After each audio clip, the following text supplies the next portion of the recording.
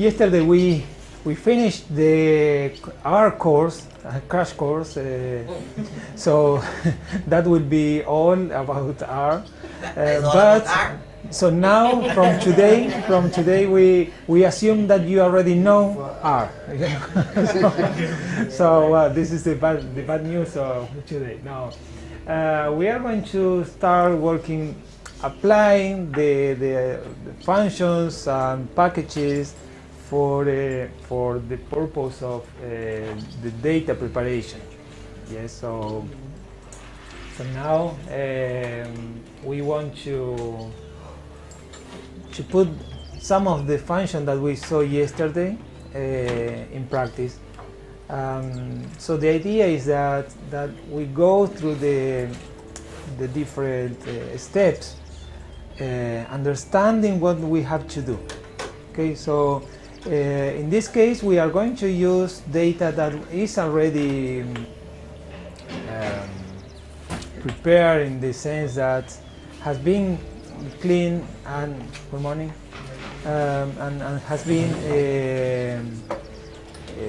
get ready for an introductory course.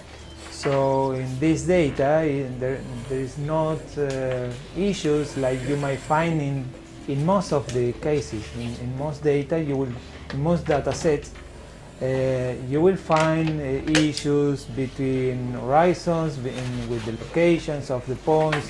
So we already cleaned all these issues. So part of the job that you will have to face when you start working with your own data we will not encounter here.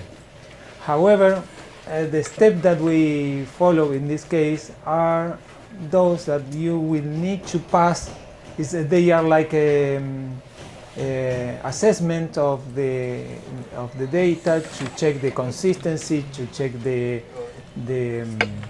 quality of the data, and to be able to use it for mapping. What we need to know here is we will explore the data, the type of data, explore and clean the soil organic carbon data, the bulk density, coarse fragments. We will apply the transfer function, estimate target depth. I will explain what is the transfer function later. And then estimating target depths, we said that we need to convert the data that we have to data for a fixed soil depth, like 0 to 30 centimeters, for example. So then we will estimate the organic carbon stock and transform the data and calculate. Okay, this is repeated here, repeating for clay and pH, the same process, and that's it. Okay. So for what is the type of data that we will use in this case? On the one hand, we have laboratory data that are for soil fertility. They have only one single number, so they are only one single horizon. So they are fixed horizon. The horizons, the genetics horizon of the soil were not identified. The samples were taken in the field from 0 to 30 centimeters, and this was sent to the laboratory, and those are the values given by the laboratory. In this case, we can see the distribution of those points. This is in the center east of Argentina. And these are soil profile data with coordinates. In this case, we have soil profiles with several, for each profile ID, we have different soil depth. So this is the shape that we need to get. So we need to convert the data into this shape. So we need to have a clay for 0 to 30 centimeter, sand for 0 to 30 centimeter, silt 0 to 30 centimeter. But originally, this is at the genetics horizon. So in this case, the soil profile, where we dig a pit, and then the genetics horizons are recognized in the field, and the soil surveyor will take a sample of each horizon and send those samples to the laboratory. And then we treat the information to get this in this shape. Okay. So what are the requirements before starting? Well, check the. So first we need to check that the continuous variable do not contain the numbers. Characters.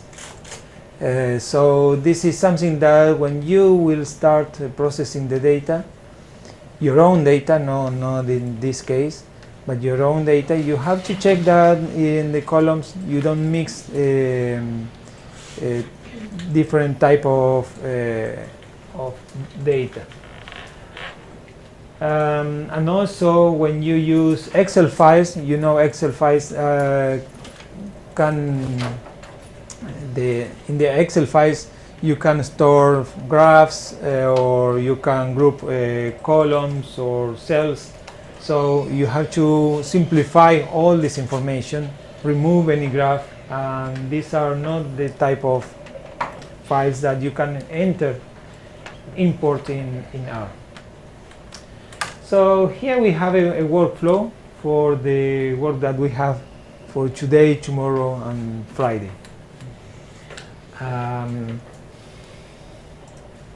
Today is Wednesday, right? Yes. Yes. So what we have here is, on the one hand, we have the soil data with all the observations. The observation can be the fixed depth or can be the genetics horizons. And on the other hand, we have the environmental covariate. Environmental covariate, where the layers of information that we will use as a predictors.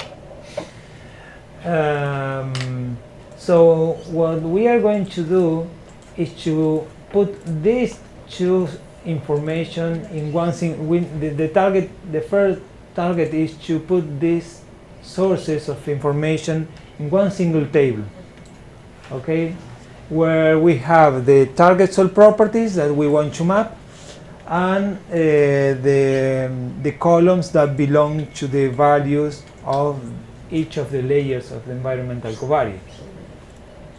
After that, we are going to use the modeling part. The modeling part consists on fit a model. So we need to calibrate a statistical model or predictive model that will. So for the process of modeling itself, we need to make some repetitions because we want to assess the accuracy of this model. So and for this, we will subtract part of the data and reserve for measuring the accuracy, and the other part of the data we will use to calibrate the model. And we repeat this process different times to have different subsets of the data to validate the model. Okay, so with this process we can, on the one hand, use the validation data to measure the accuracy, to say how good is our model and our predictions, and on the other hand we can use this model to predict the soil properties. That is our last goal. So not only to make a prediction of the most probable value, but also what is the accuracy for each point of the map. So we are here now. So we need to perform a quality check of the data, and estimate bulk density, because in many cases we don't have bulk density measurements, but only maybe we have soil organic carbon, and we can estimate bulk density from the soil organic carbon content. We harmonize the soil layers, so we make a fixed depth, and then we plot and save the data. Okay.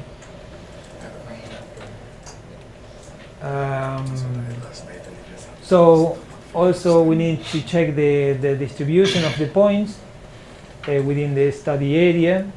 You can check whether the points are within the study area, but also if they don't fall, for example, in a river, in a lake, or in any part that is not reasonable. And also we need to check that there are no duplicates. Sometimes we gather all the information, and sometimes they are repeated, so some profile might be repeated. And indeed, sometimes it happens that they are repeated, but they have slightly different information. So this kind of issue, you have to go back to the original data and check that what is the correct source of data. And then check the depth logic. So if an horizon starts in 0 to 15, the next one has to be from 15 to, I don't know, the bottom is 20, for example, and the next one should be from 20. So there should be a correlation between the lower limit of one horizon and the upper limit of the next horizon, which is not always the case, or in most cases we find errors in this information. So for this, for checking this type of errors, we will use a package that is called Algorithm for Quantitative Pedology, or AQP. Actually, the name of is AQP when you want to install it. This package has been developed by the NCSS of the USDA. So it's specially developed for working with the soil taxonomy. So with this package you can plot the soil profiles. So here you can see, for example, an example. This is an example of different profiles with the name of the profile. Every box represents an horizon, and every color represents a level of clay. So here we have the legend, and here in this part you see the soil depth. So you can see that some soils are shallower and other deeper. So it's a way to compare also the information that we have, not only for the purpose of this workshop, but also for teaching, I think, or for showing the information in reports and other publications. It has many features that not only allow us to plot, but also to find, for example, when we have a problem or not in the data. And this is what we are going to use. But also when you need to compare soil types, this is a very good tool that we can use in our. So for estimating bulk density, we are going to use pedotransfer function. A pedotransfer function is an equation that can be used to estimate, to predict the amount of, in this case, bulk density. There are different equations. Pedotransfer function has been applied to since many years ago already. This is something that is not new.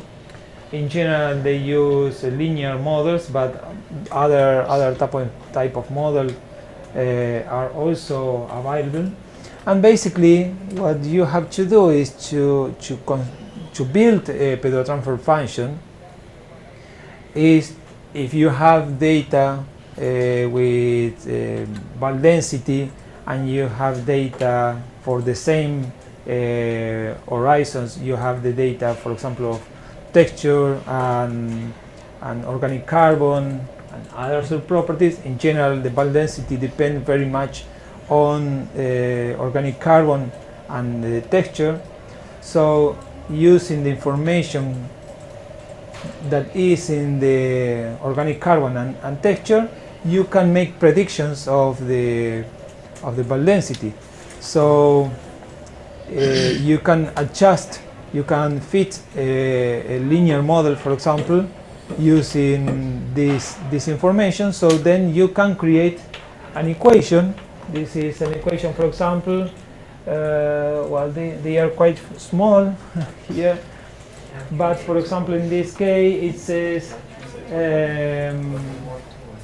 that, let's say this one, it says that the bulk density is equal to 1.5 minus 0.0005 of times clay minus 0.1 of organic carbon plus 0.075 of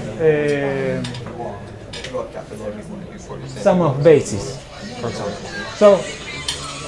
So this and there here you have the source of the Pedro transfer function. So this work, for example, it has been done by these people. So if you go to the paper, they will explain you what type of soil they have and in what context the function has been applied. So it means that each Pedro transfer function is very different one from the other, but all of them are used for estimating bulk density. It means that basically the bulk density depends very much on the type of soil, on the environment. It's not the same than if you are in a grassland or in a savanna or in a forest, for example. Or the soil type will depend also, the bulk density will depend also on the soil type. So we are not going to develop, I mean, you can develop a Pedro transfer function if you have bulk density data and other soil properties data, and then you can fit your own Pedro transfer function. Otherwise, we need to rely on some of the Pedro transfer functions that have been developed already. Okay? These are some of the functions available. In the script, we have some of the we included some Pedro transfer functions, but it is possible also to include other Pedro transfer functions. If you find anyone that is better to what we have in our script, it will be better to apply that one. So this is the kind of function that we are going to create. We didn't see how to create a function in R, but basically what we have here is that we will use the soil organic carbon. So we convert soil organic carbon to organic matter, and then we apply, this is one of the Pedro transfer function, and this is the equation. Here we have another Pedro transfer function, this is the equation, and so on. So basically this function have two arguments. One is the values of the amount of soil organic carbon in percentage, and the other argument is which method we use. So we have to select one of them. So basically, if we select this one, then the function will go to this point and run this equation. This is basically what this function will do. We will see this in the script. Another important feature is that, as I said before, we have the original, for soil profile data, we have the original soil depth of every profile. For every horizon we have the soil depth, and then but we need to make them fixed from 0 to 30 centimeters, for example. So we are going to use the spline function. The spline function is represented in this graph by the red line. So in black you have the original soil depth for every horizon, and in green you have the synthetic horizon from 0 to 30, 30 to 60, 60 to 100. So basically this function tries to accommodate to the shape of the of every horizon. The amount of, this is the amount of, for example, clay for every horizon. So we get a new value for every synthetic horizon. Okay, so this is the spline function. This is what we are going to apply. An alternative method to this is to apply a weighted average, but we don't have this in the script because this is the type of equation that we are going to use at the end of the script for the soil data. Okay. So this is the script that we are going to use now. It is soildata.r. So let's go to R.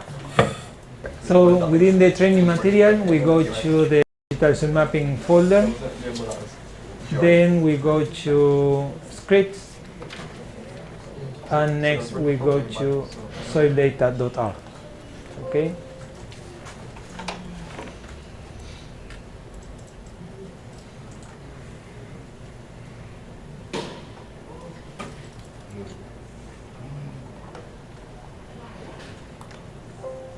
So we will start in this script in the line number 12 and 13. What we have here is this function. This is the remove function. It will remove everything that we have in the environment. So in this case, it is good practice to start. Yes. We have to install some packages. Okay. Yes, you might find here a yellow notification that says that if you want to install some of the packages. So yes to all, please.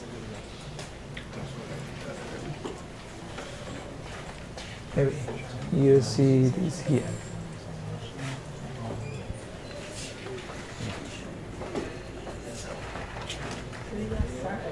Yeah. Yes, yes. So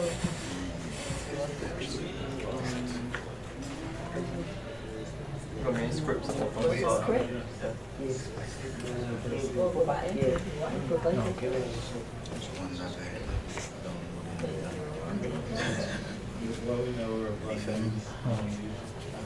They are installing. Okay. Okay.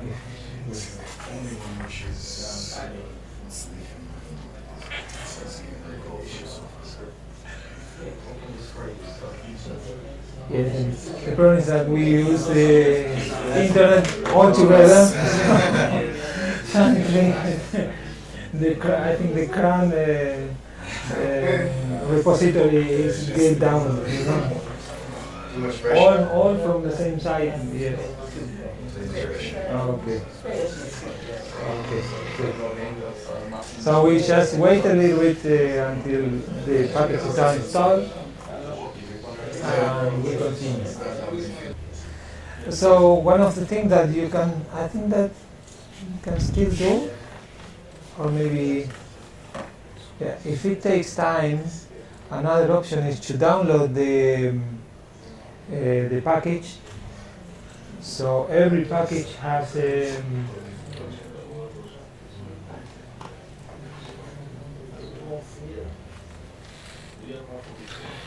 so every package, AQP, for example, package.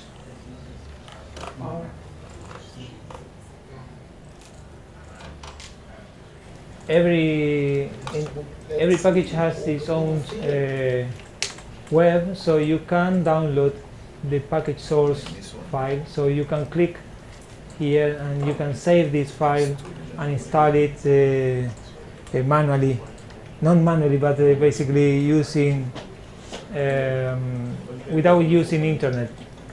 You use internet here to download the package itself, but RStudio will not need to connect to internet, so you can go to packages, install,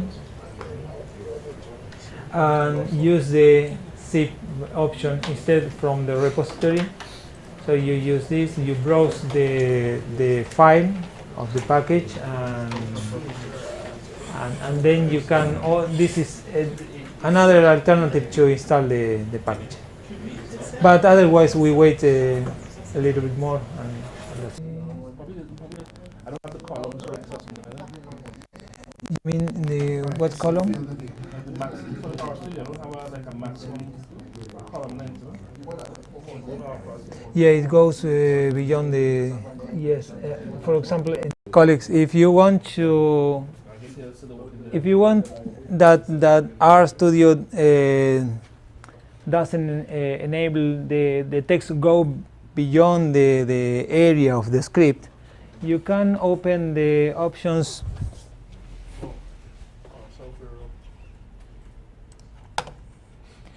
So you go to Tools, Global Options,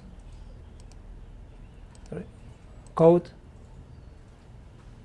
and this option here.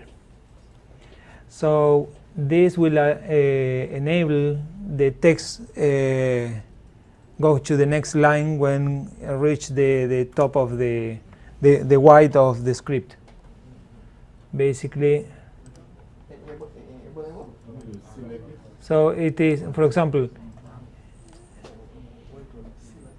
you see these lines goes beyond if you don't allow this, if you don't enable this option. Okay. Every function actually has R code inside. So one of the way you can see, for example, sometimes you can see what the function does if you put the name of the function without the parentheses. So here the function, these functions has this argument, and here there is another function. This is another argument with a default value, and this is another argument with a default value. And here is what this function does. We don't care now. But basically, if you would like to, at some point you reach a level that then you want to modify or you want to create your own function. We are going to create a function today, but if you want to create your own function, modifying some of the parameters that this function has, then you can copy this in your script and create your own version of the function. That's the comment is because sometimes if you press Ctrl in your keyboard and click on the name, you will see this. Okay, you will see the function, the definition of the function. Okay, So some functions might not be available, are like internal developed, and sometimes they are, you have to do something else to see how they are programmed. But just in case that at some point you see this, you can just close this and that's it. It's not a problem. So how are going the installation? Is everybody finished the installation? No? I think that there were any issue? Here there is issue with SF. Any other issue? I'm having a problem with my working directory. Telling me that something is It is. Yeah, we will cover this. Okay.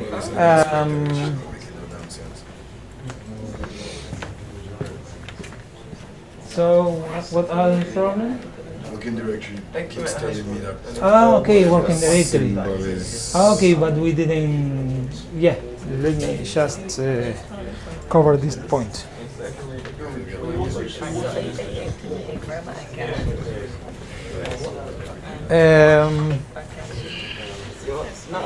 As I said yesterday, when you have issues with your own with an installation, one of the things that you can do is one is to download the package. Another is to go to the GitHub page of the package. Usually, for example, there was a problem with SF. Sometimes SF and Tidyverse, they are newer packages, and sometimes the normal installation doesn't work. So you go to the repository in GitHub, and here you can see, well, this is the explanation of the. This is the explanation of the package, and you always have an install section. So this is the normal way to install it, but here you have an alternative. So using the package remote, you can install this from the GitHub repository. So you run these two lines. For this you have to have the package remote. So you install the package remote, then you load the package remote, and then you run this line. So what we have here is, first, this will clean the environment. Yes, here. And this function clean the memory that is not being used by R. It gives us some information about the memory that was used and so forth and so on, but it's not very important at this point. It's just to clean the memory and the environment here. If you want to restart the session, because remember that we are working in RStudio, and RStudio is connected to R. So sometimes you want to restart the session because there were packages that didn't work, or for some other reason. So you go to the menu session, you put restart R, and this will restart the R, not the RStudio. Okay? So here we have a new session of R. Every package that was loaded before now is not loaded anymore. Okay, so sometimes you are working in RStudio and suddenly there is something that crashed RStudio. So you open again. In general, you will not lose the content of the script, even if you didn't save it. They will stay there, but better to save it once in a while. And then we go to the line number 32. So here you have to replace this by your own working directory. I will use one of the I will use the previous, yes.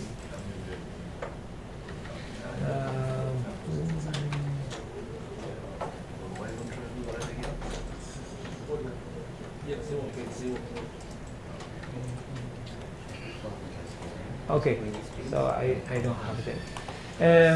So to define my working directory, one option is to click on the name of the script and set working directory. But this is not the one that we need. We need to make a modification of this. But this is, we can set the working directory based on the location of this file. So in this case, I will copy this address, only the address, and I will put this here. But I have to remove the folder, the last folder, because our working directory is digital cell mapping. Okay, now we have a variable here that contains the address to the folder. Yes. Who? Yes.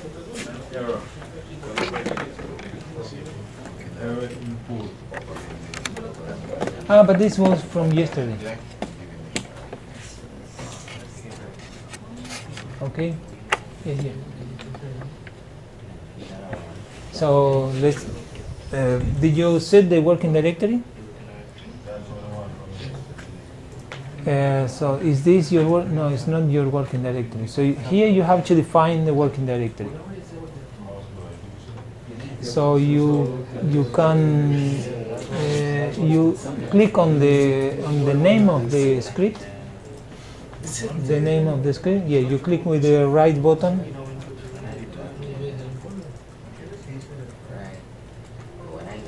Set working directory. Now copy this path without the last folder, and now put it here. Yeah.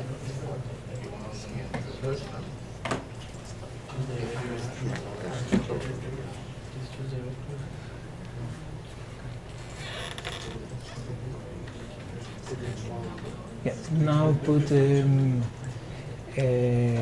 quotation mark at the end. Here you have two parentheses at the beginning.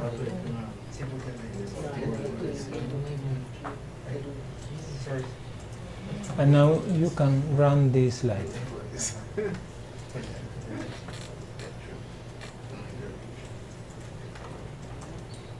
Perfect. Done. Yeah. Anybody else needs help to set the working directory? Put the working directory as digital cell mapping up here, but then when I set in it, it gives me all those errors to set the working directory. No, but this is not because of the working directory. Oh. This is because is this your working directory? Yeah. So you have to put it within quotation mark. Quotation. Yeah. It's not. Well, it might take a little bit. Yes. Yes. Yes. It's looking for 10 downloads, but it's in here. The scripts. The working directory. In what step are you? I'm trying to set the working directory. Ah, okay. So one thing that you can do is to you click here, set working directory. Keeps looking for 10 downloads. Ah, It was always in C. because then you are opening this from a different place. It was always in C. I think that. So it wasn't green. It wasn't green.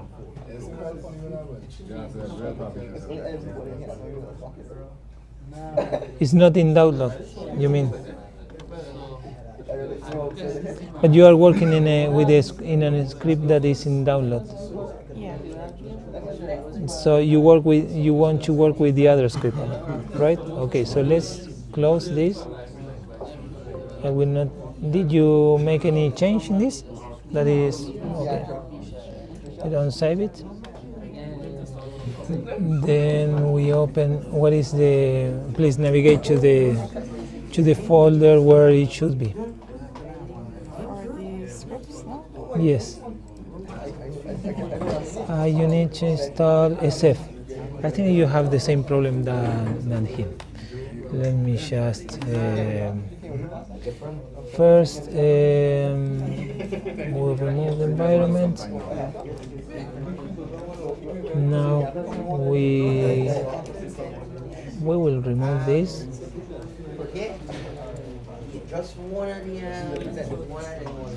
And we will replace this. Now we set the working directory. No, it's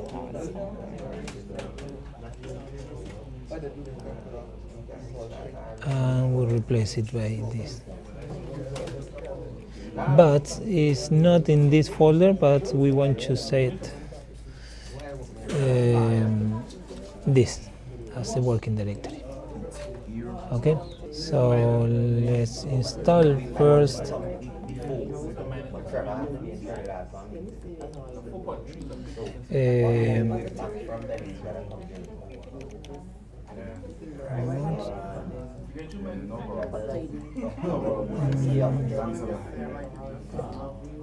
now we put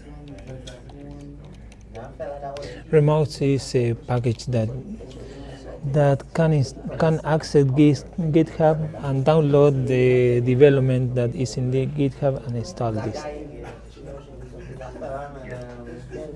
So did it work? It worked up to. Okay, but the SF did work? Yeah. Great.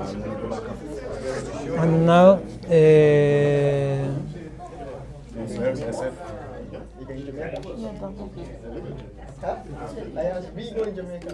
yeah. Yes. SF went through. Then Okay. there's this new Great. package. It's here. Yes. I need to install that. Yeah. I will show you. Yes. Same problem with SF. But I tried the remote. Is it remote? Yeah, remote is not installed, probably. But install. Did you try to install remote from here? Repository? Remote? Remote. Yeah, install.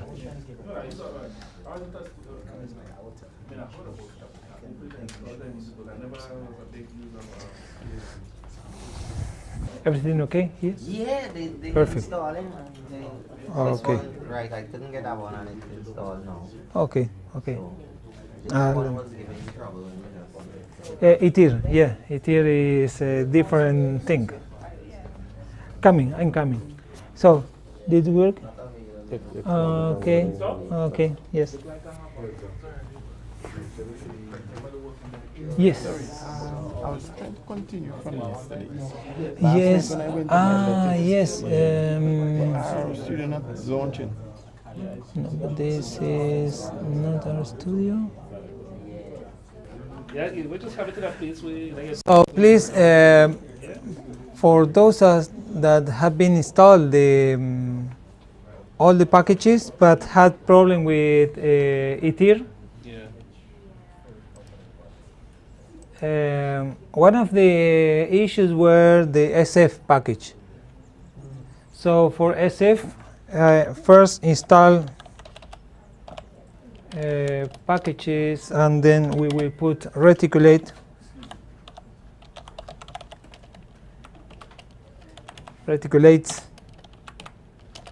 And then we will use, no, sorry, not reticulate, but remotes.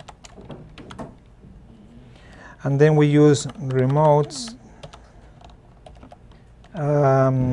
install GitHub, and then we have to put the address of the repository of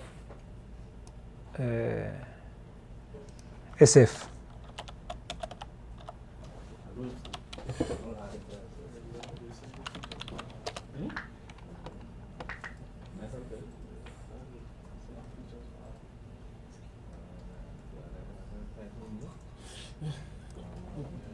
What else if you want to do a different a repository?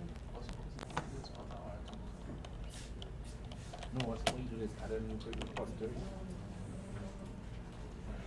So if you have problem to install SF like this, with the normal function, then this is an alternative. Okay. Okay. That's not enough. I use it for this stuff.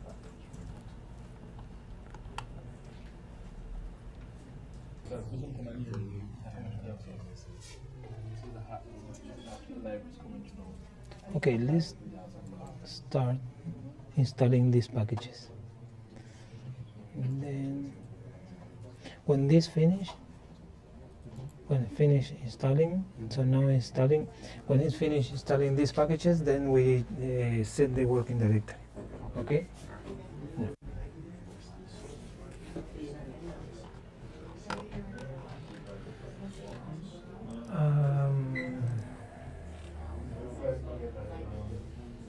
Okay, regarding questions or everything okay? Oh, okay, okay, good.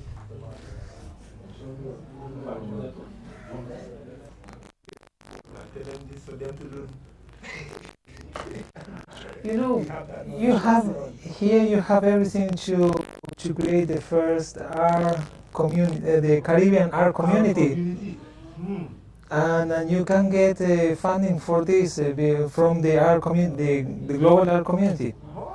I know people work in the, for example, there is one of the communities is called Our Ladies, are women working in R.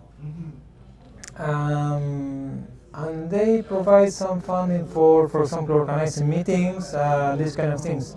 And there are regional communities. So I were looking for any in the Caribbean, and it doesn't exist, I think. So you are in the university, you are in a good position. So yeah. Yeah, a good representation. So you have everything. I will send you some information. I know some people that can support you to do this, give specific trainings as well. Yeah, it will be good. So that's it. It works. Yeah, good. Good. Oh, she's good. Like I went and do it again. volunteer to do it remote, but we had already installed it differently. Okay, but this didn't work. So now run the library here. She actually has the SF already. Eh? She has the SF. So does she need to use it here? Yes, yeah. It's a different package. Oh, so it's not related to the. It's not related to SF. They said there's no package. Yeah. So now then remove this first. Remove this. Yes. Install this. And remove this line. And run this now.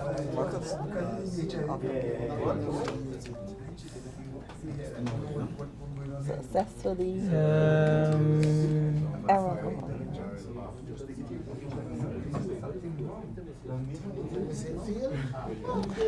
You need install this package from here. Install package. Yes. D. Install GitHub. Install GitHub. Yeah.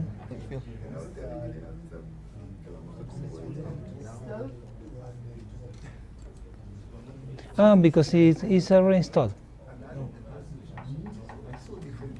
You see, it has the SHA codes that didn't change. So it means that it's the same that you have installed already.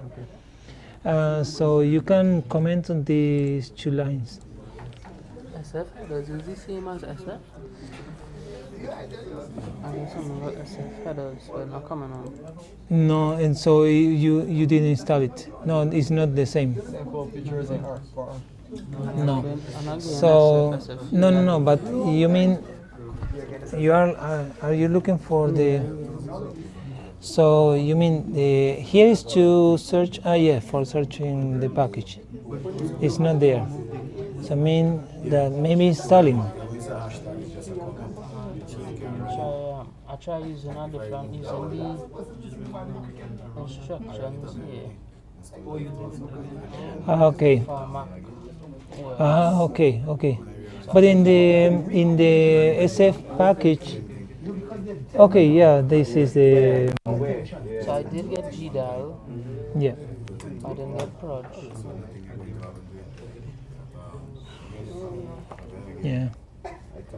Yeah, follow this. It should work, but probably will not work from there. From script. From the normal installation. So follow if there is an indication how to install SF using Mac, then follow this. Steps. Yeah, these steps. Alright. Yeah. Okay.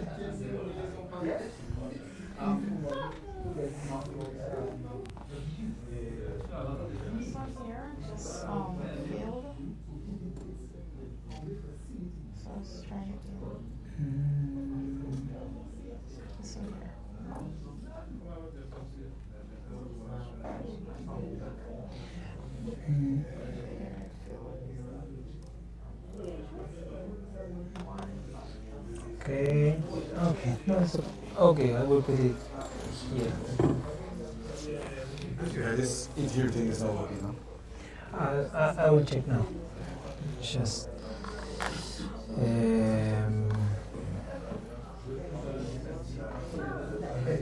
It's working now. What is? No. I just run it again. Okay. So this is installed, right? The dev tools installed, but this one's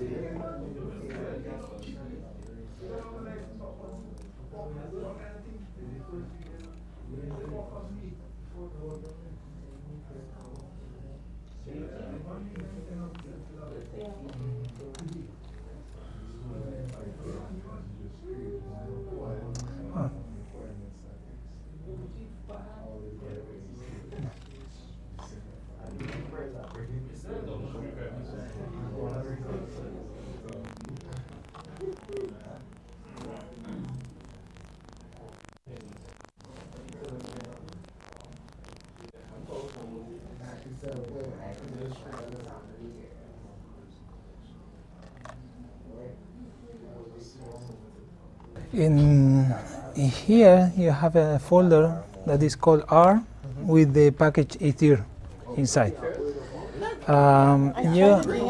Yes. it said this. Because it ends up downloading and I Yes, copy the content of the. I put a folder there. So maybe I can share a file in the.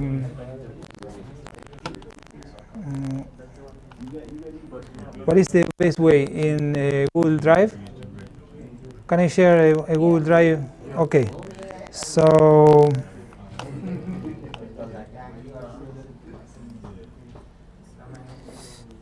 Oh, it's not near as a zip file, right? No, put it in the folder, my documents, and the version of your R, and Win libraries. So we reached this point up to the point number 4.2. Sorry, guys. Hello. Shall we start? Yeah. Okay. Good. So now, well, this is important because At this point, we are going to convert the two. So we have so far we have two main data sets. One is about the site, the data from the site, and the data for the horizons. So we are going to convert it into a soil profile collection. This is an object from the AQP package. So so it's a specific object. We will transform what we have into this object that we are going to explore as well. So this is a little bit strange way to code, but is the way this function works. Basically, this function convert a table. We have a table here.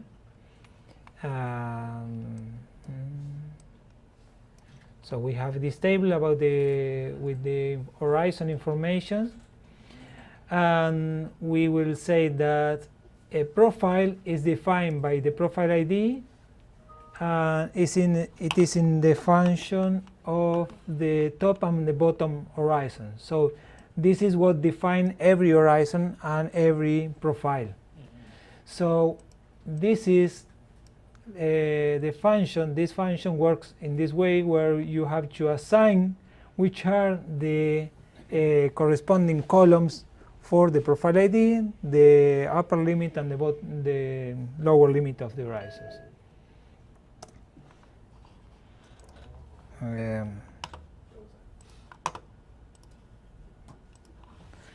So now, now if we check what horizon is, it says this object is a formal class soil profile collection. If we print the horizon, we can see that the following information. So it says it's a soil profile collection with 357 profiles, and those horizons, and the profile ID is profile ID column. The horizon ID, it creates an horizon ID itself, and the range of the horizons go from 5 centimeters up to 230 centimeters. And here it shows some of the soil properties of the horizons, and here it shows the information about the site, but we have more information about the site. If we open this file, clicking in the name, not in the triangle, but in the name, you will see something a little bit complex, but basically here you can see what type of object is.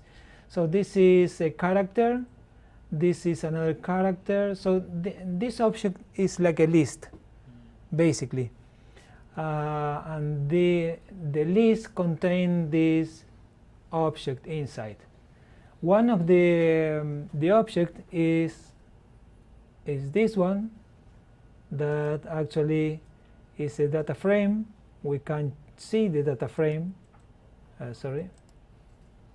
So you can see the data frame, and you see that to access this data frame, we use the @ symbol. So within a list, you might use the @ symbol instead of the $ symbol.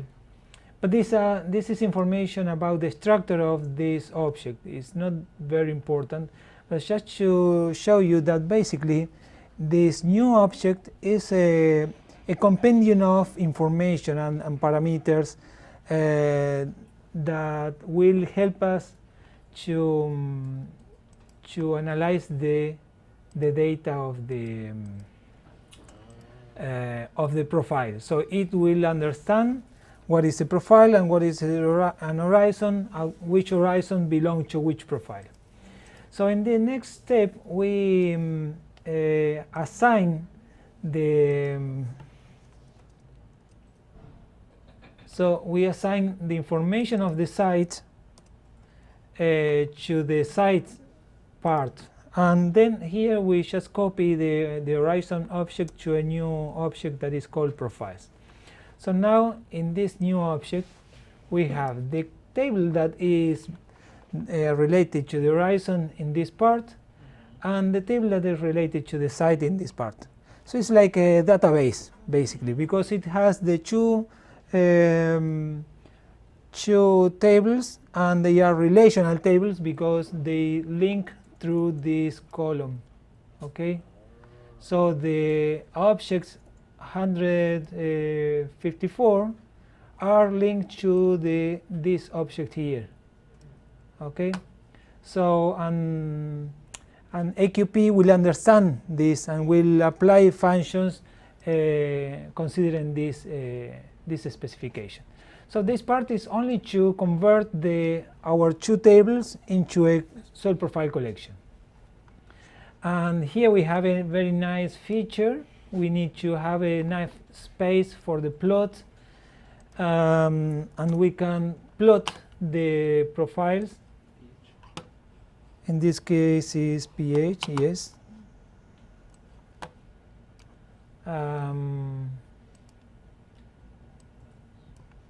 The legend it doesn't show very well, but basically here we have the name of each of the profiles. Actually, this is the ID profile.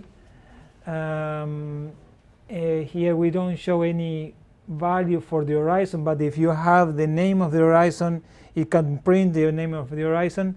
And also, I don't know if any of you have ever taken color with the Munsell table. If you use the Munsell table and you record the Munsell table, it can print the color. It converts the Munsell colors to RGB, so you will see the color of the soil in printed as well. So, but this is only for, let's say, for visual interpretation. In this case, I am printing only 20 profiles just to have enough space. If I print all of them, if I print all the profiles, we will not able to see anything here. Yeah. So that's why we need to say, okay, I want to print the first 20 profiles, or from profile, I don't know, number 10 to I don't know, 40, for example, if the space is enough. It depends. Or you can select which profile you want to print. Okay.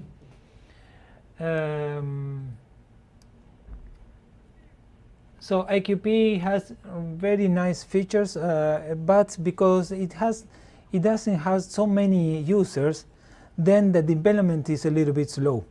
And sometimes some functions you wonder why they made the functions in this way. I had the opportunity to talk with some of the developers, and they know that it's a little bit difficult, but they are trying to make it more useful, more easy to use. Okay, this is also very important step. In this step, what this function does, again from AQP, this is the package name, and this is the name of the function. This is check horizon depth logic, and if we open the help of this function, you will see this information. Basically, here you have it says that a valid profile is true if all of the following criteria are false. So the depth logic will be a Boolean, false, true, or false. It gives errors related to depth logic. Same depth, error related to same top or bottom depth. So it means that if you have the same value for the top and the bottom, you will get a true here. If there is a missing depth, for example, you have an A in top or bottom limit, you will get again here a true. And overlap or gaps it means that the first horizon went for example from 0 to 10, and the next one is from 12 to 20. So there are 2 centimeters that were not filled. You can treat the data like this, it's not a problem, but this also give error when you have, for example, you have from 0 to 10, and the next horizon is from 8 to 20, for example. So this kind of error doesn't make sense. They are errors, so you have to check this. So in this case, we run this on the soil profile collection. Then the result is something like that. This is a data frame. You can see the number of the profile, a valid column. The valid column is true if the rest of the columns are false. And we have some false here. Yeah, there's one right here.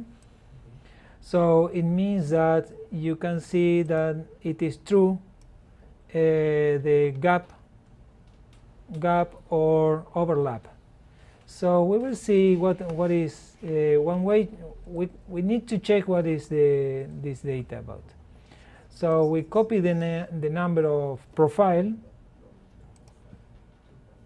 and we paste it in this function. This is a subset, because this is not a tidy package, so then we have to use the old version of R for coding in R.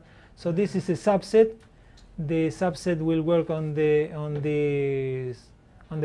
profile collection, and we want to get which is the profile with not only the profile but all the horizons that belong to this profile.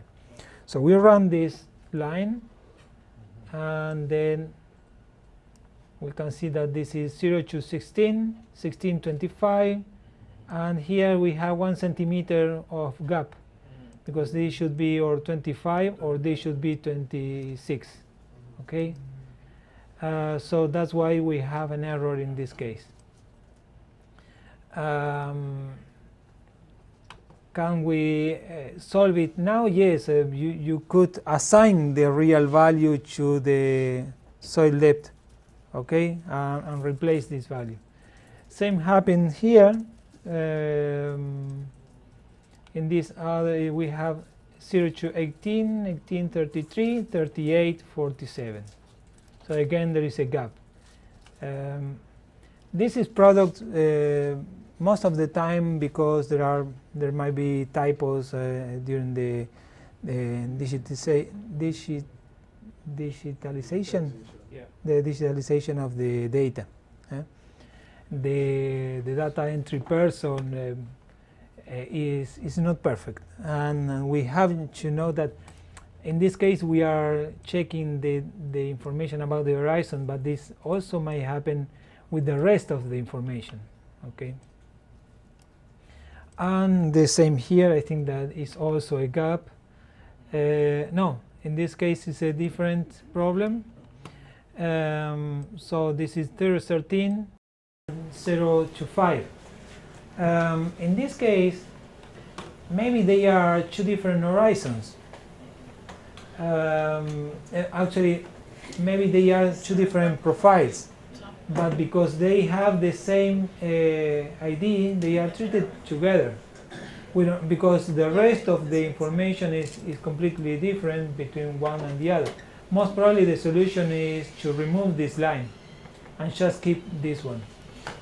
Well, the idea is not to remove any profile, but for continuing, what we are going to do is to remove those profiles. For this, we save with this function, we save the subset that is correct. So now we have a new object that is another soil profile collection. And we can see that this object has information about which were the profiles that were removed. So you can go to the original data and check what the what is the real value for these profiles, and see. So even when we are cleaning the data and we remove some profiles, we can still see which were the profiles that were removed. Go back to the original data, correct it, and run the script again. This is usually the procedure. Okay. So then we go back. Now we convert the soil profile collection into a new data set. Already now we know that this is correct. So basically here we use the function left join. So we can access the data frame of the site, yes, with the data frame of the horizons. So the clean profile is a soil profile collection. The clean profile object is a soil profile collection. But if I write a clean profile at, you can see that now with the add symbol, I can access all the parts that are inside this object. So I can access the data frame horizon, the data frame site, and other data frame or object that are inside this this object. So I will take the horizons on one side. So if I print it, you can see that it's the same object that we had before. But now the horizons that had any problem had been removed. So we create a new object that is called that. This is a new data frame. Already it's not a soil profile collection anymore. And we select basically the columns that we are going to use in the next step. So please run the code in your own laptop and let me know if all the functions works. No. Okay? No? Okay. Let's see. But I don't see where you have that table. I see. It doesn't have left join. The error looks good on. Left join. Okay, this is.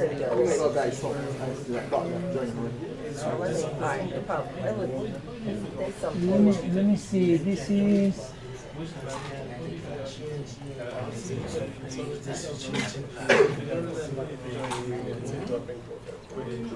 Where was the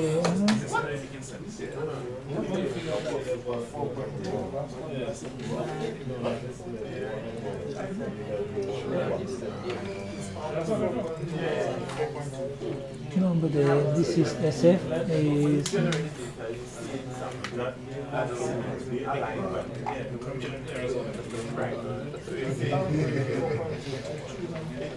Okay.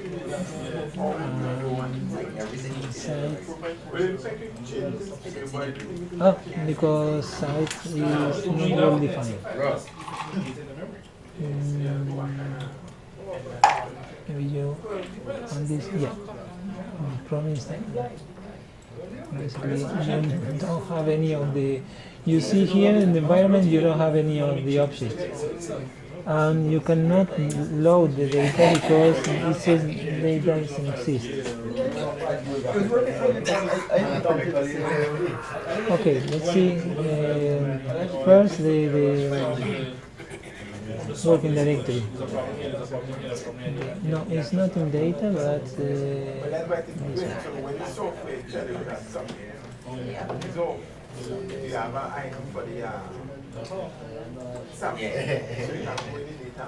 no,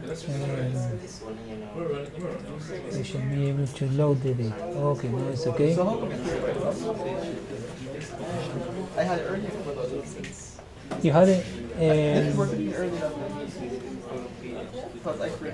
I think that I don't know.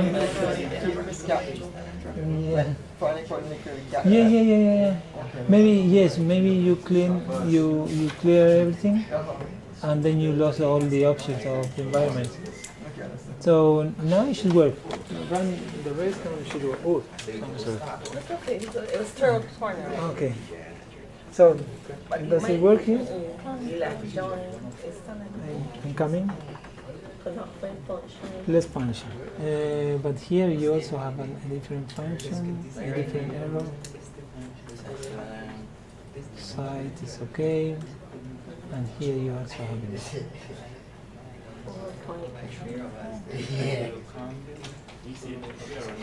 This work. That works.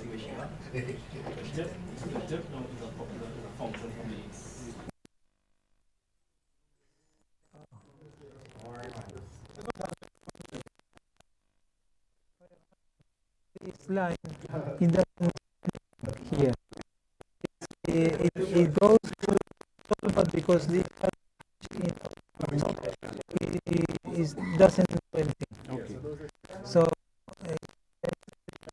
this will produce code. So what you can do is, indeed, if you want to put a comment to remember something, you can write. You can put, for example, this, and you type this is for this, that, and that. Okay, so and it's like comments between the code that help you to understand. Okay. Now we have.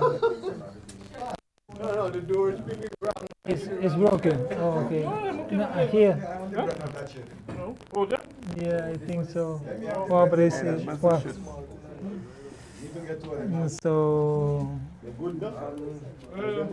So now you can run this part. We select the columns, and you should be able to see the map here. It might take some time. No, it's okay, hooked. We hooked up. For there, but not the hook.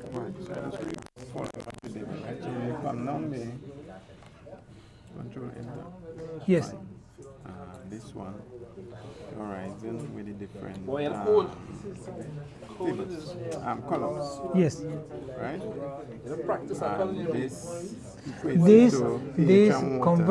This convert this column into this. Right. Okay. So now we are going to estimate the bulk density. For the bulk density, we have in the presentation this morning at the beginning, we have different equations that could be applied. So for those of you that have soil data, who has the bulk density for at least some of the data? One? Only one? Okay. So this data is for the process that we have here.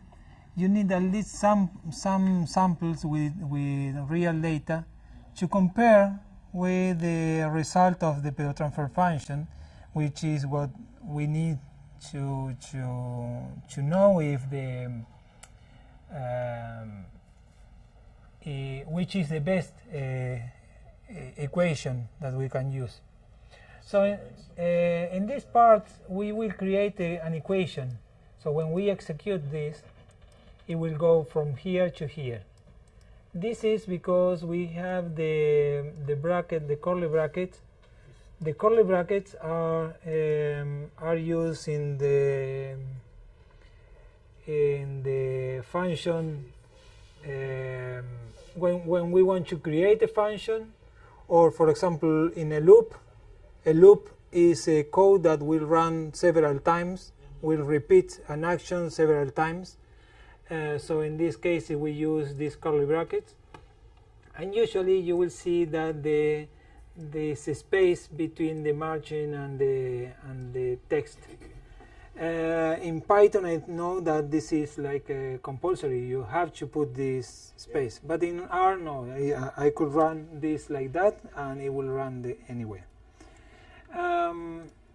So what it does is we define in a function, we define the arguments of the function, and then here, if I will take the values of the soil organic carbon, and I will create another variable that will exist only inside the function. You will not see organic matter here, for example, in the environment. So this goes, it converts the values to organic matter, and all these functions has the particularity that it uses organic matter.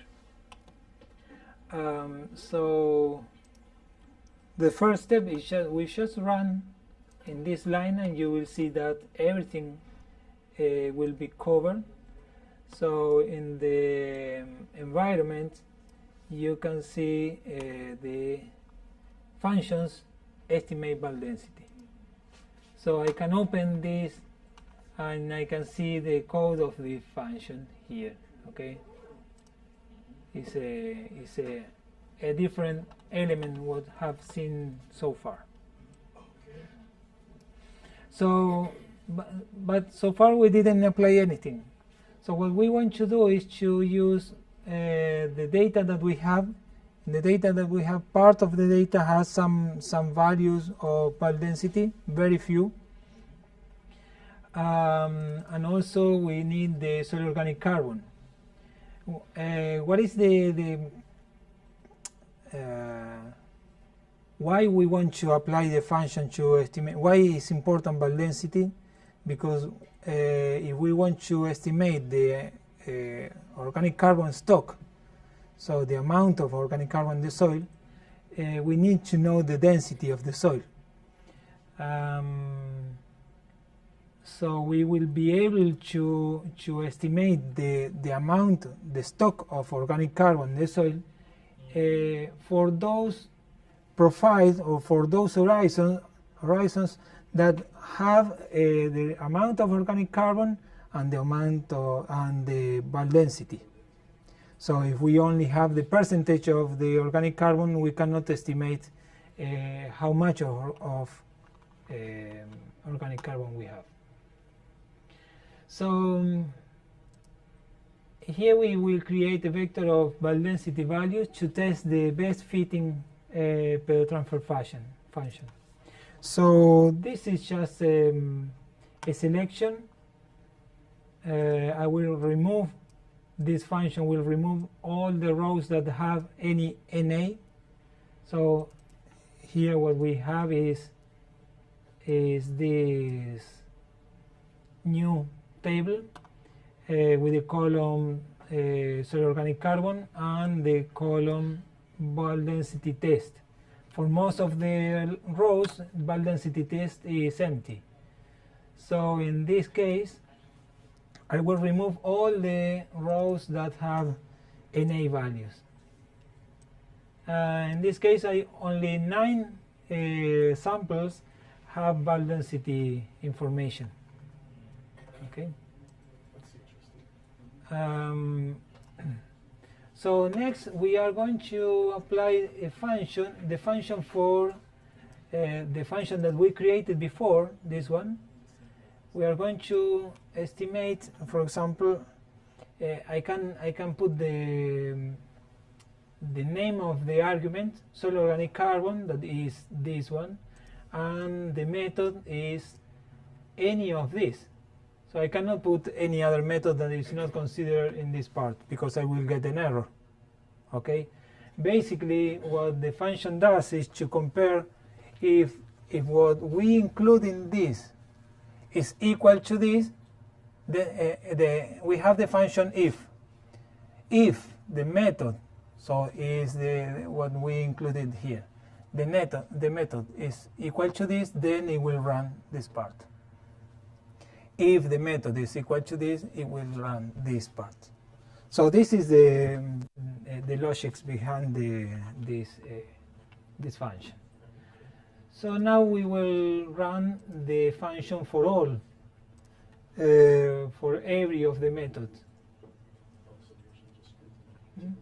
Now the bulk density test, you can see that instead of assigning the result to a new object, we assign it to a new column of the bulk density test. We can see, now this is our table. At the beginning it has only solid organic carbon and bulk density test, and now we have the result for each of the soil properties. Sorry, for the functions. Yes. So, but how do we know which is the best? Well, here we have some comparisons. First, we can run a summary of each of the tests. So this is the summary of the observed values, and these are the summaries of the next. Let me run this too. So we can see that, for example, the minimum of the observations were 1.289, and this is somehow similar. This is too low. This is more or less too high and too low. So, and then you can also compare the median. For example, the median is not equal to any, maybe to this one, but has too low summary. Well, this is a visual observation, visual analysis of the comparison. We can do something better. For example, we can plot these values. So in this case, I will use the function plot, and I will create the density of this. The density is the density function of the distribution. In statistics, you have when you can have many measurements, and you can plot these measurements. So you can say, for example, if we can, we could take, for example, the height of each of us here and put in the table, and then we can say how many people we have between 160 centimeters and 170 centimeters. And another category is 170, 180, and so on. So we can create like a distribution. We can see the distribution. In general, for most of the random variables, we will have a normal distribution. So it will be like a bell, okay? So this is the distribution that I refer to here. So we can create a line that represents the shape.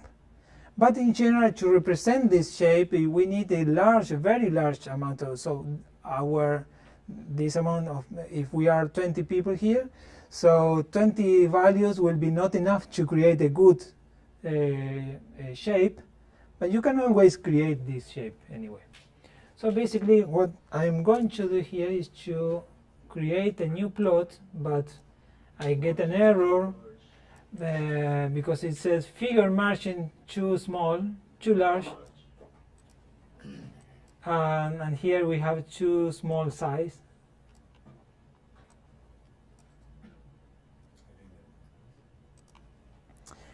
It took me a while to figure out what was the problem with the first time that I got this error, because I couldn't predict that the problem was the RStudio actually. So this is the line of the distribution of these values. So I can also plot, for example, a histogram. The histogram. Wait.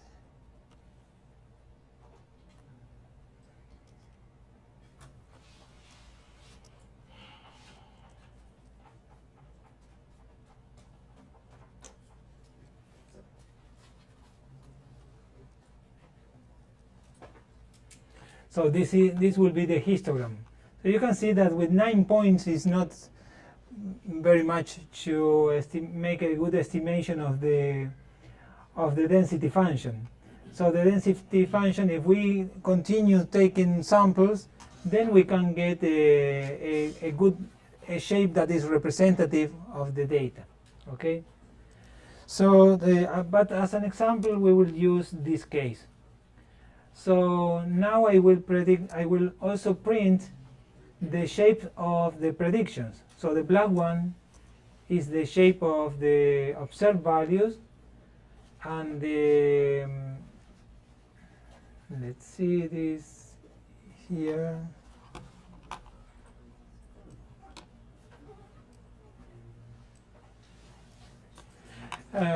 So we have the black ones are the observations, and the rest are the different predictions.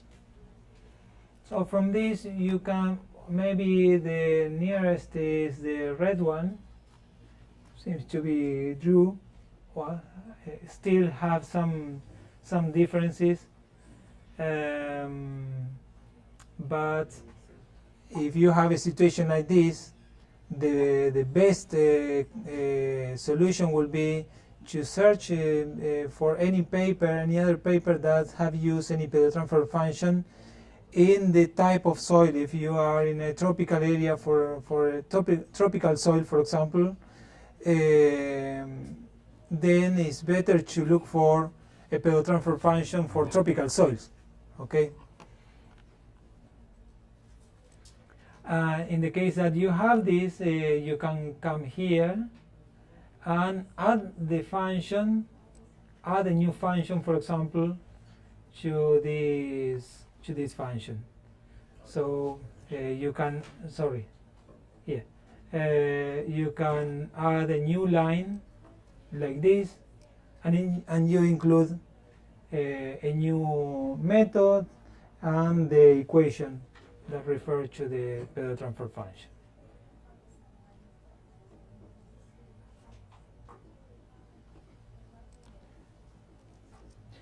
So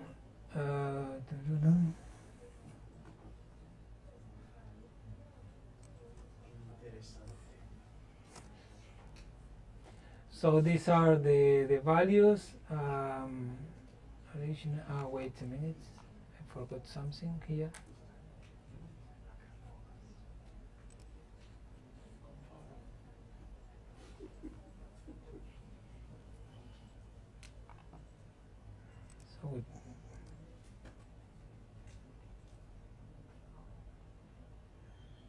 Okay, in this case we selected this one, not the red one. Okay. And now we are going to estimate. We want to apply this to all the data that we have, not only to these 9 cases. The 9 cases were just to compare our data. You might it might happen that maybe if you don't have any data about bulk density, then you should refer to any publication that have used a pedotransfer function for tropical soil, for example, or for a particular type of soil or particular land use. Okay. Yeah.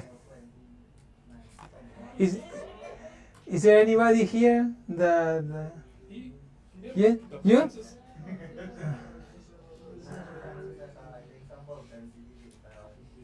Okay. You have an equation? No? Okay. Yes, but I'm sure it will be. So what is required to develop a pedotransfer function is to have many samples, of course. So the strongest, the more amount of samples, the strongest is the pedotransfer function. Because I look at the R squared for these formulas, and then Yeah, don't get disappointed. It's not too soon. So, if you have, if we have something better, we have to use it. But we will use the best that we have. This is the situation actually. So, so in this case, we have the data, and now we have the original table. This is the bulk density data. You see that only few samples has values that we have used. The rest are NA. So we want to replace the NAs by the values predicted by the functions. Okay.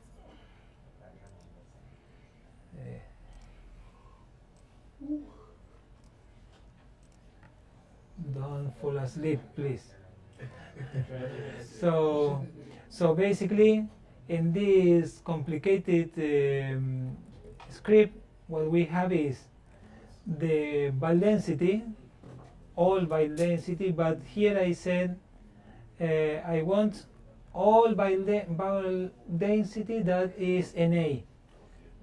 Okay, so these values I print out this again. So these are all only NA.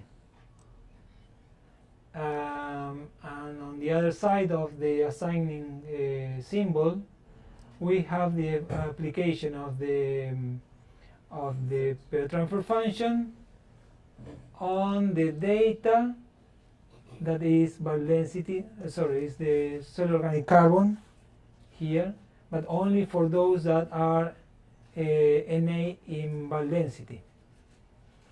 So basically what we get is a data set with the values of bulk density for all rows that have solid organic carbon, because the requirement to predict bulk density is to have solid organic carbon. If you don't have any solid organic carbon, well, then you cannot use bulk density. There are more accurate functions than this one, but in that case maybe you have to use clay as well, or texture, sand, silt and clay. So, and the problem there is that you need both solid organic carbon and clay, for example. Then you reduce the amount of sample that will have bulk density. Okay, so when you increase the number of soil properties that you need for the prediction, you might get a better prediction, but at the same time you will need more data to make this prediction. So let's see the final results.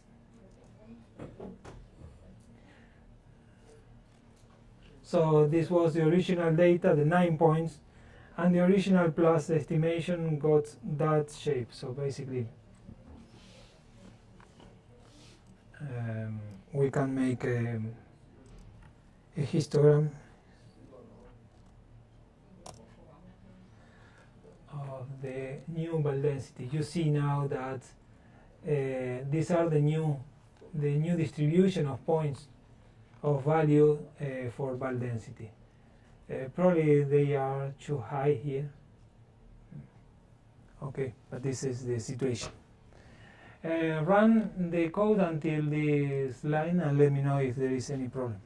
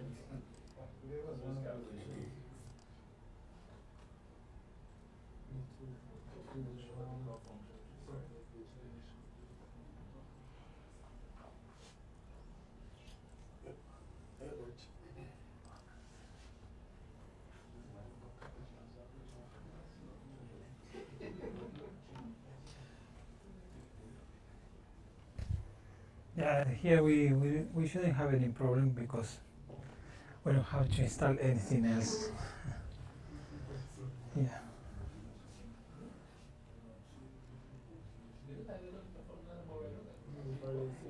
Any question?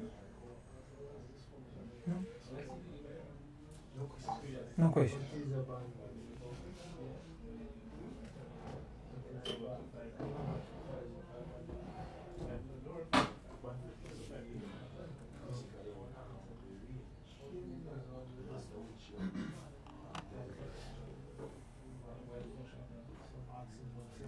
So shall we continue? Okay. Question here? Yes. Okay.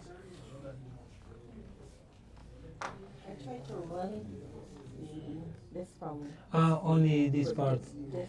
Yes, but the problem is that sock is nothing. It's nothing. All It's this nothing green because- thing, not foam. Yes, because it's not defined here. It's not It's not in so right. only you can only access. For example, if you put that so then you can do it. But here what you have to do is to run from this point. Run from this point. From this point, Right. yes, From this point here. And Yes. down. yes, and then here you can see, Right around this point. Yep. Mhm.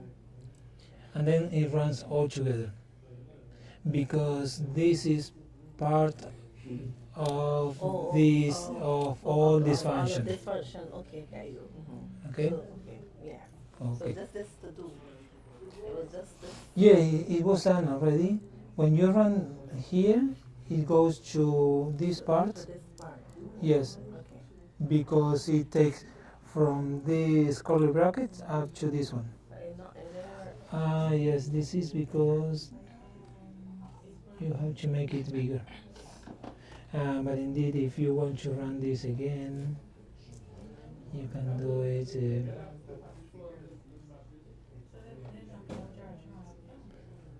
Okay, why is not showing color?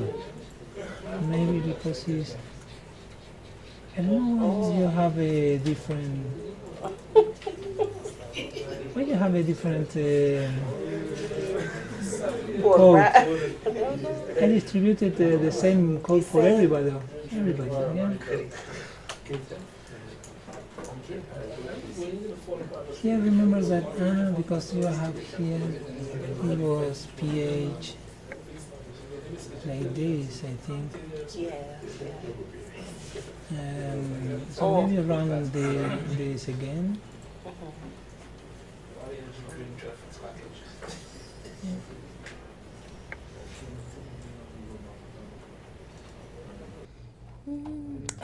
No, it's okay. Yeah. Thank you. And then- Okay, you should So be able that should be to. able to run everything. Yeah. Yes. Yes. I think I accidentally deleted something when I was through. With Control Z, we go back.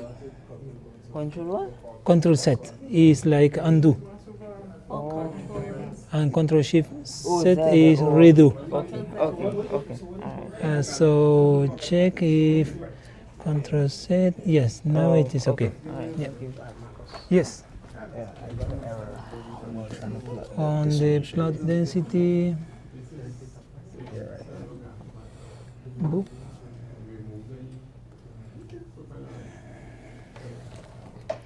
And did you run the previous part? Shall let me check this function.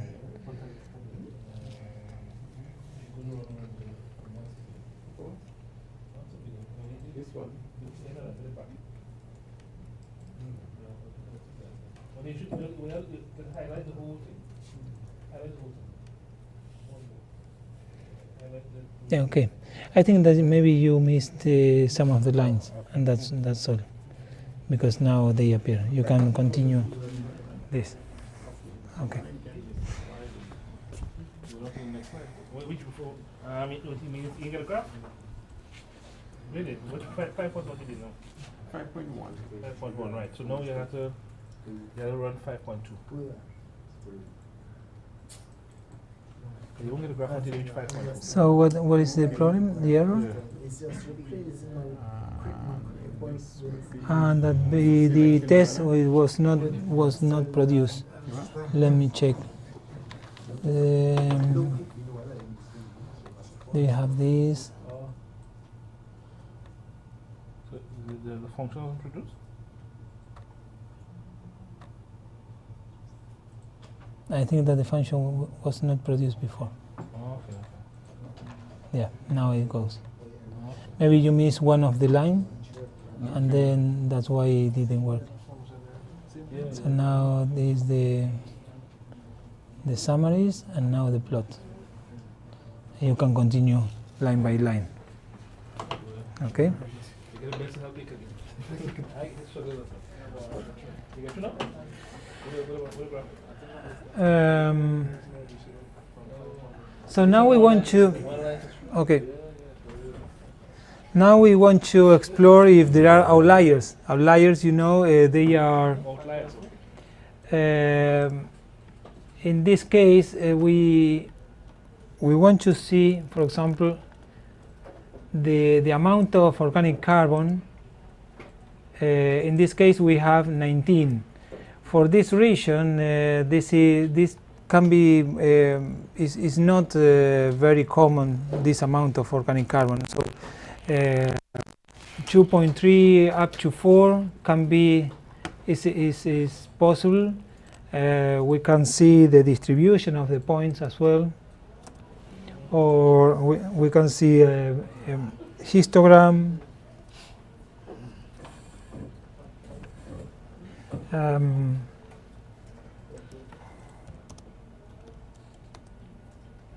So you can see that actually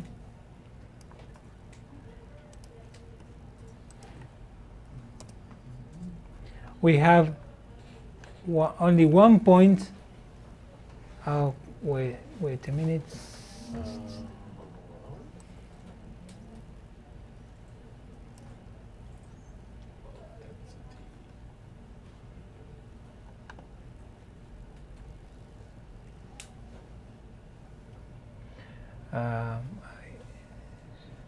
Yeah.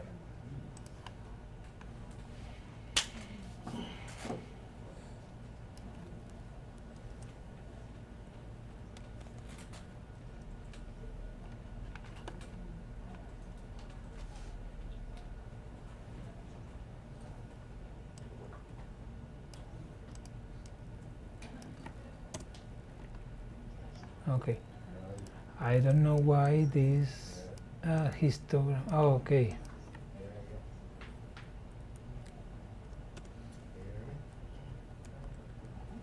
That was the problem. Okay. Now you can see that most of the data is between 0 and 5. Some of them are next a little bit higher than 5, 6, 7. But 19 is too high.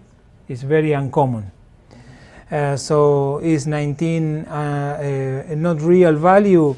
Well, for some regions, the percentage of organic carbon can be even higher. But for this region, we know that they are not. Sometimes we just remove the organic carbon, the organic soils, because they behave differently with regard to the layers that we are going. So if we want to create a model that predicts the amount of organic carbon in the soil, the relation between the layers that we are going to use as a predictor have to be somehow constant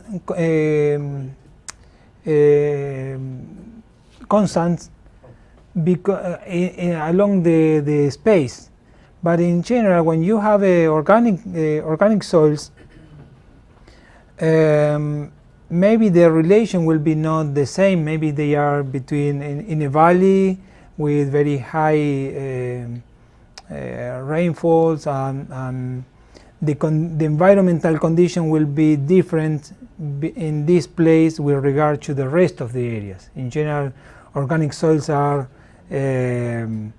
exist in limited areas. So that's why we might remove this area and make a map only for mineral soils. Okay. So in this case, 19 for sure is not an organic soil, but just a mistake in the database. So we are going to remove this the horizon.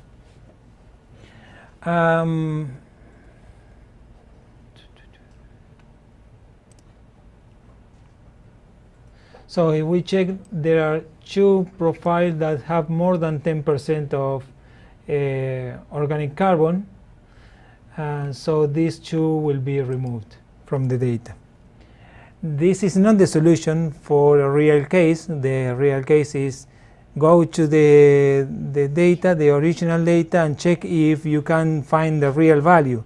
Sometimes it's easy to understand it, because if you open the data set and you check what is the value of the upper horizon and the lower horizon, then you can see that sometimes is that the comma was the decimal symbol was wrongly located. Maybe it's not 19, but it is 1.9 for sure. So, but in this case, we just remove it. And then we want to explore the bulk density data as well.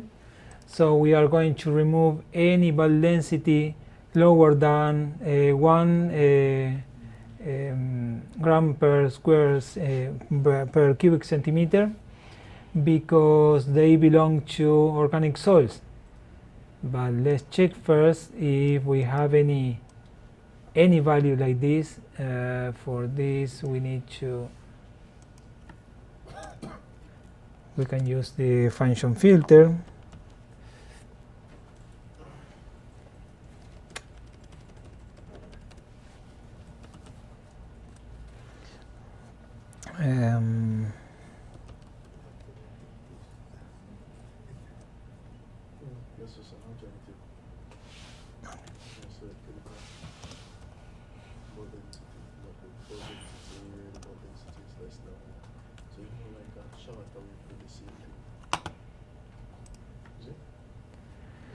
So we have 11 rows that have a bulk density value, one with just 1, and the rest are below 1.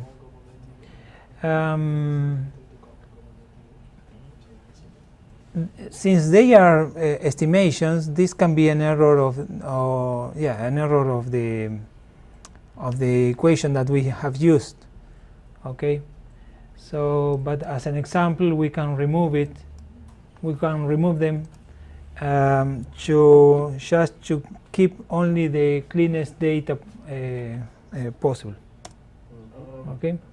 Question. Yes. The 230. Let me see the stuff that is about to get. This one. Yeah.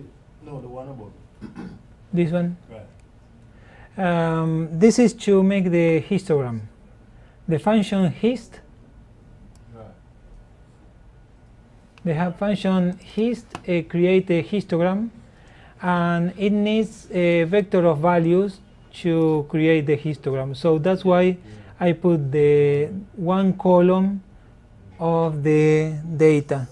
So we have that here. We have that, and this function needs the values, these values, okay, or any value, numeric, any vector of numeric values. So that's why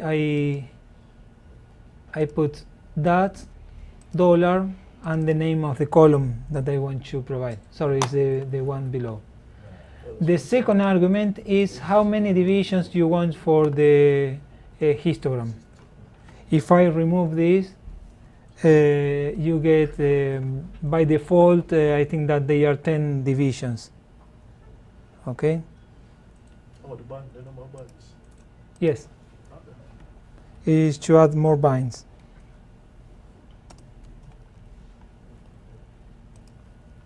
But it doesn't work always in the same way. It depends on the size that you have for the plot. Okay.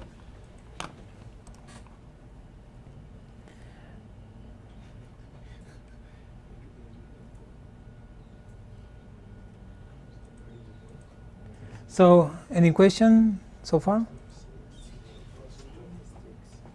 Okay. The any that omit. So Any omit? It's just a function that basically remove the data and replace it with NA omit, what it does is to remove any row that in any of the column has NA. as any. Okay. So with this function you get only a table that will have no NAs at all. Oh, so it basically modify the object itself because you don't want to pass it into any other. No, here I'm not modifying it. It's just it does. It only in this case is. Let me disentangle this. So in the one hand we have this. So the question is, the question that I can put here is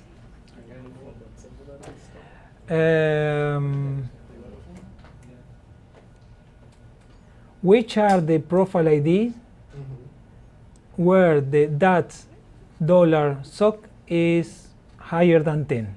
Right. But because you have when you have an NA it doesn't know if it is higher or lower than 10. You will get also the NAs. The NA function here you put at the end, not at the end of the equation, but at the end of the solution, just to keep only those that are to get the information that you want. That Okay. part I get. What I want to find out is, there I'm not seeing you assign the NA that removed to any variable. No, So I'm it's seeing just to print. Oh, it's okay. So you didn't. It's only to print. Okay. So if I can do this in a different way. For example, I can say that, and then I put the pipe symbol, and I want to select profile ID.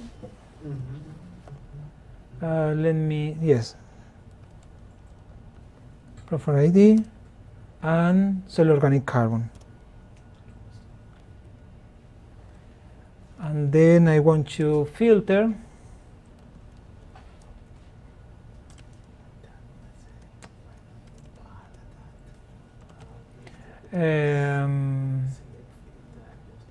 SOC higher than 10.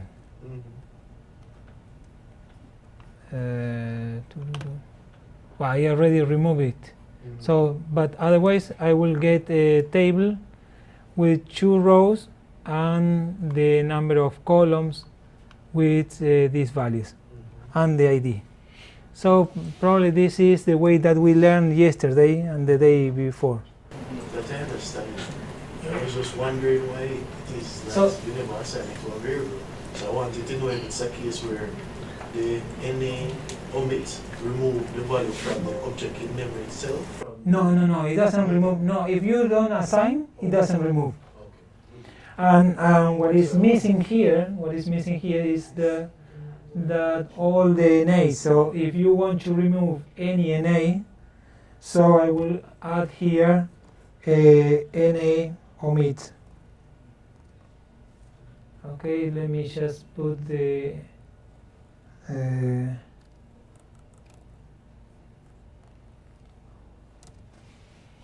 this, so you can see the steps, step by step.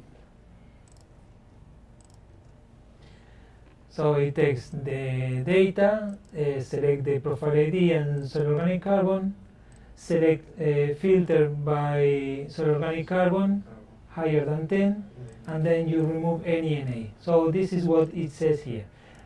This is the tidyverse style, and this is the old-fashioned R style. Okay, that's why people like tidyverse, because you can, I think, you can read it. Yeah.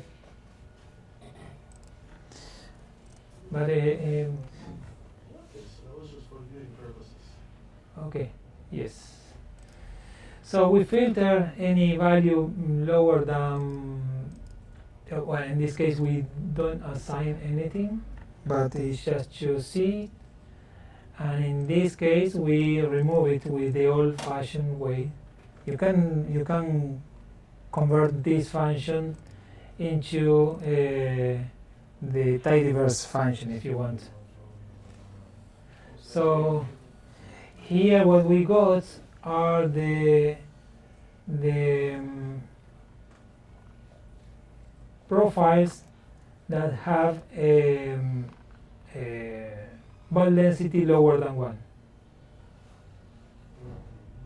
Okay, and in this case we remove it by saying that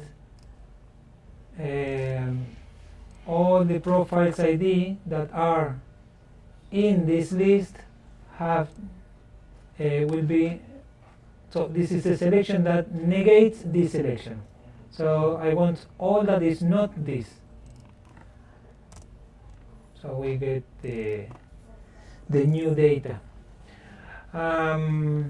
So we began with 1,800 horizons, and now we have 1,400. So 400 horizons were removed so far in these cleaning steps. Doesn't mean that is the correct way of doing this. If I have to do it with my real data, then I will try to get the real values for each of the profiles. And the next step is to see now we are going to make another type of plot using the ggplot. So in this case we are going to use first the pivot longer. So this is let me show you just the result, so it will be easier to explain. So in this case we have the same profile ID, horizon ID, X, Y, top and bottom, and then we have soil properties and values of the soil properties.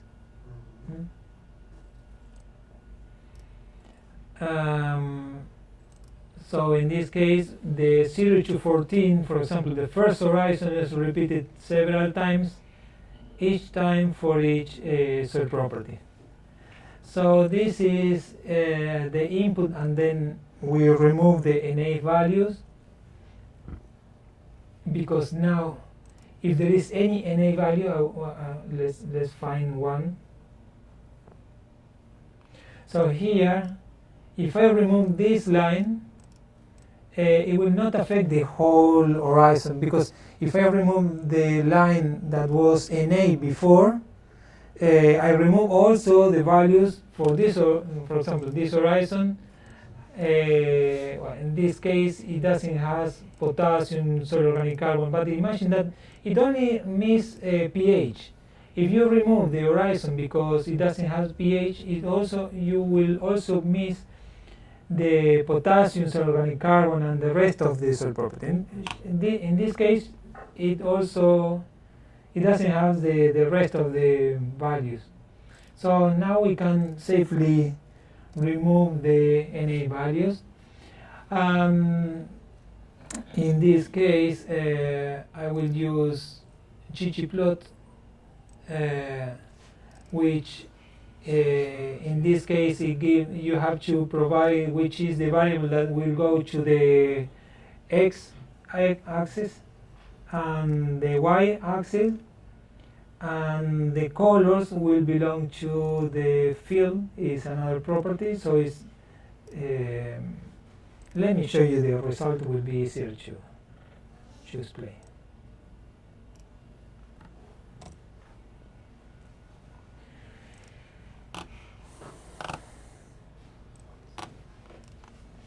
So in this case, we have for each soil property, this type of graph is a box plot.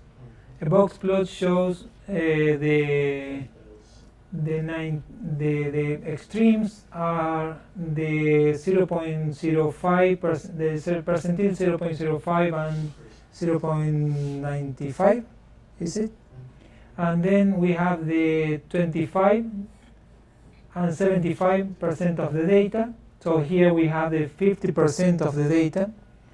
When I say here is between, for ball density, between almost 1.3 and almost 1.7. So these are the 50% of the data is between this range, and the median value is about 1.6. So when you have these points, these can represent outliers, but we already removed the outliers. However, we use this type of graphs to create, to visualize if there are values that can be considered also outliers. Maybe this one could be an outlier, but we will not remove all the values that are extreme just because they have to fit this shape. No, we are going to remove any value that is suspicious to be incorrect. Okay, so in these cases, these values can happen in the reality, so we will keep it. These can also be, in this case, they are a box plot, but they could be histogram, I see. Yes.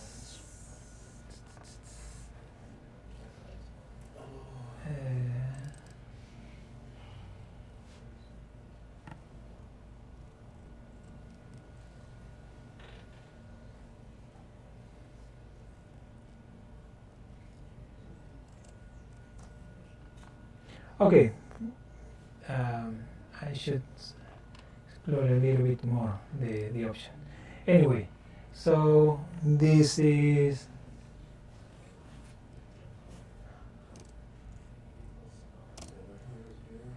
okay. This is the way it works.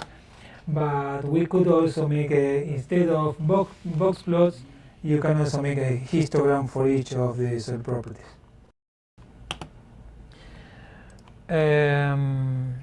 And now we got the step where we create we will use the Ether package finally. So here, so far is understood. I think that now you shouldn't have any problem running the code because it was already tested and shouldn't have any problem. But the problem will appear when you have to do this with your own data, of course. In this case, we are going to we select the names that are going to be the target soil properties. In this case, we will use a profile ID or ISO ID, X and Y, top, bottom, again, so all and the soil properties. We will define the name of the soil properties and the target soil properties in this way. And we want to create a layer from 0 to 30. If we would like to include also, for example, a layer from 30 to 60, we can do this like that and add other layers or just change these values, okay? Instead of 0 to 30, 0 to 10, 10 to 30, for example. And then we use again we are going to use only the unique selection. So this is like the site data. So now we will get the values of every profile, because now we want to use this new object, to attach one of every column with for example, we will have pH from 0 to 30, potassium 0 to 30, soil organic carbon 0 to 30, and so on. Okay.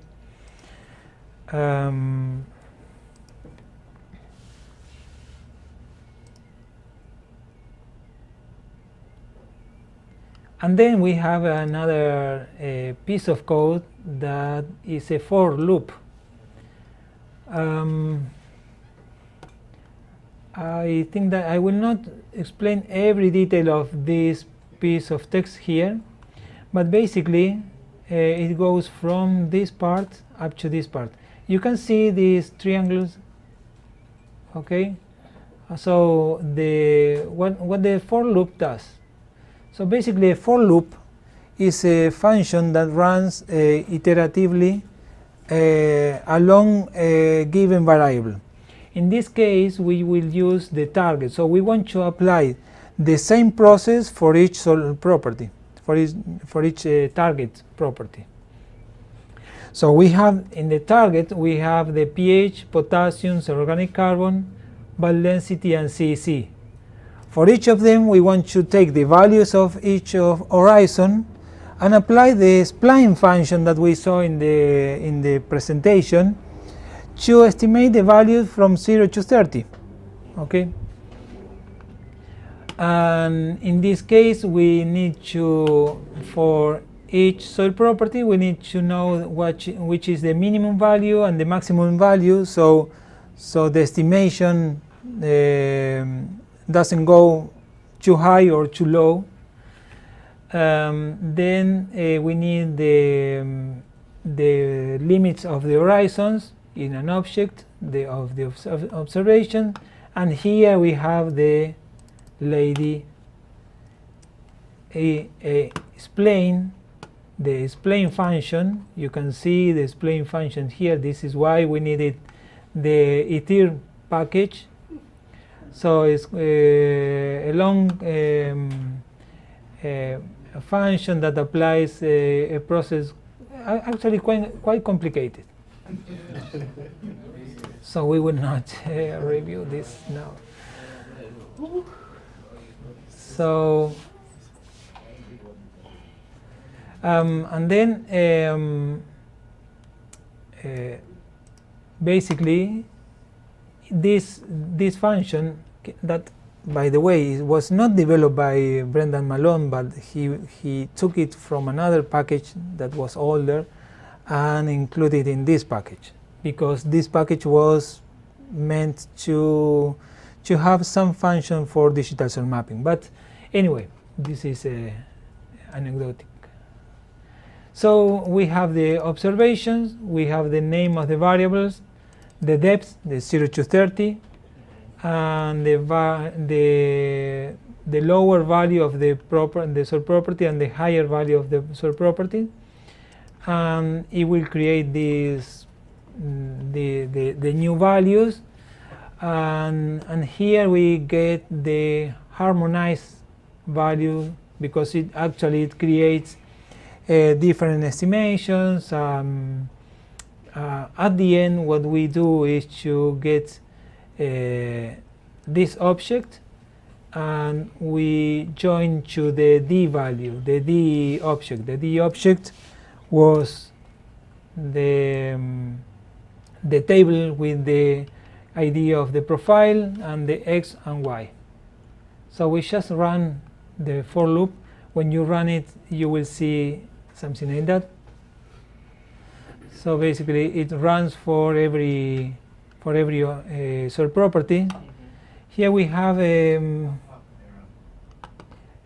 just a warning message. It's not an error. It's an error Is it an error in yours? Yeah. Okay. Depths not found. What is not found? Depths. Ah, maybe then you missed to. You have to run this.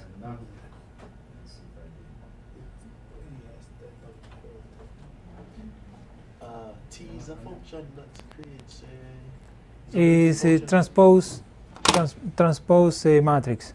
Oh, Yeah.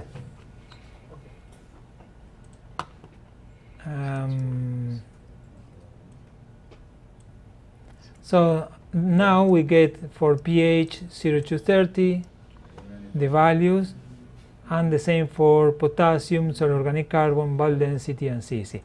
Basically, this script, the main goal of this script is to finish here and to be able to create a layer that can be used for predictions. So we will consider these values the observed values, but you know that those values are not the most original one. So especially the top horizon might be quite similar, but sometimes you might end up with an horizon in the center of the soil profile that makes two different, very different horizons, and then it's a compromise solution that we have to make here.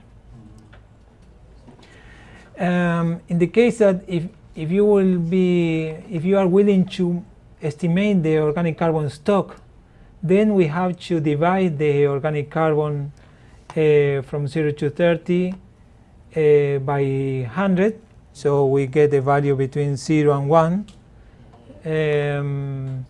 and we have to multiply the bulk density by 1,000 to convert it to kilograms per cubic centimeters, and by 0.3, that are the 30 centimeters of the soil.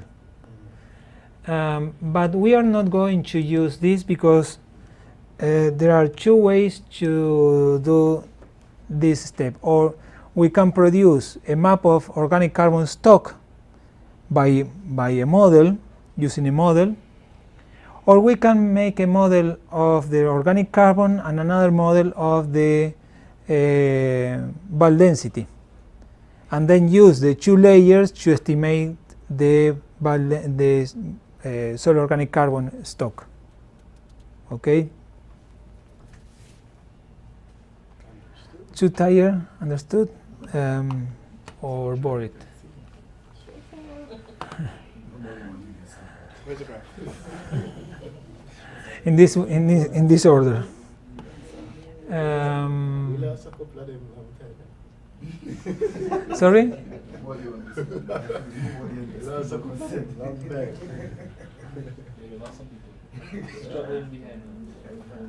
Okay, well, in this case, we need, these are the units that we have to use for each soil property. So total nitrogen usually is estimated in percentage in many cases. So we need to convert it to part per million. The same for phosphorus and potassium. Same for cation exchange capacity. Usually we have centimole charge. For depending on how potassium was estimated, it can be in centimole charge as well. Soil organic carbon is percentage. Bulk density in this case is gram per cubic centimeter. Soil fractions are in gram per kilogram. It means that is 10 times more than percentage. Organic carbon stock has to be in kilogram per hectare, or can be also kilograms per square meter, cube meters, Tons per hectare. or tons per hectare.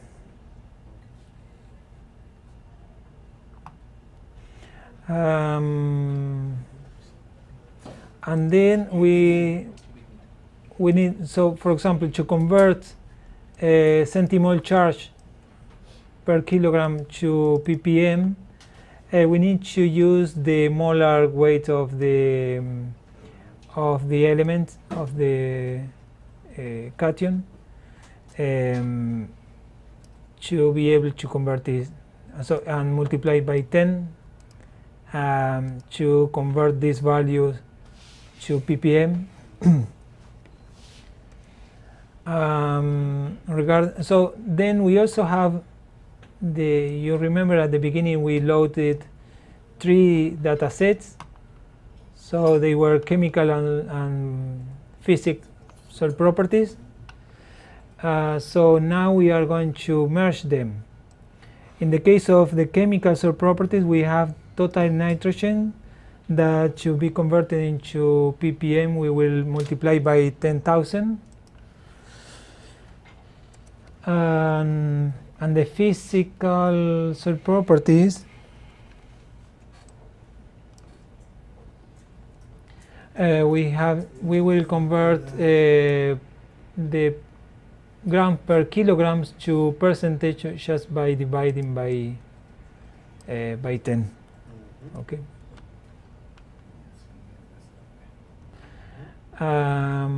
Here we replace some of the names for the chemical properties, and also for the rest of the names. So we have lab ID, so we will put a profile ID.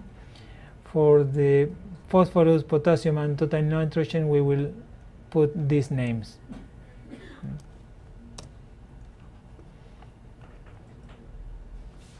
And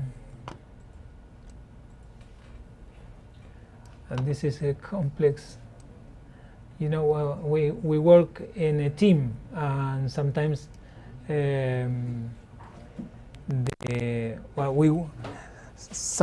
our colleagues write the functions, and you see the function immediately, what is this, but sometimes we need to check in this case we have the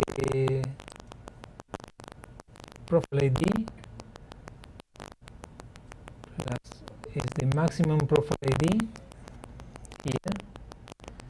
So the maximum profile ID is 8,000 plus 1 is 8,029, and this is the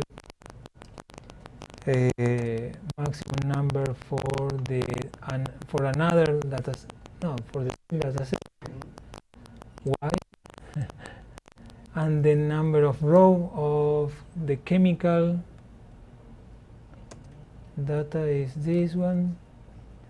So I want to see what I think that is creating a sequence of the profile ID.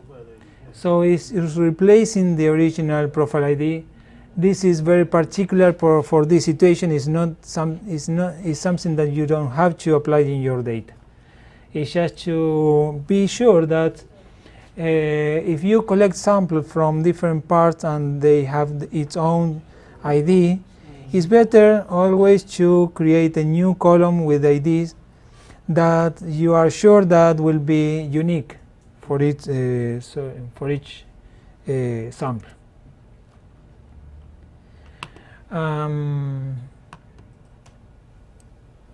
So in this case we use the function row bind. So basically we will put the different data sets, D and chemical data, one below the other. So the result will be always, so in this case you can see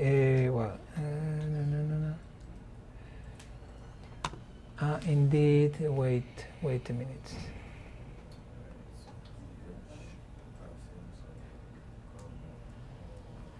Somehow this data set was at some point was converted into a data table, but anyway, it's a data frame still. So we want we have the profile ID, pH, potassium, soil organic carbon, bile density, CC, phosphorus, and nitrogen.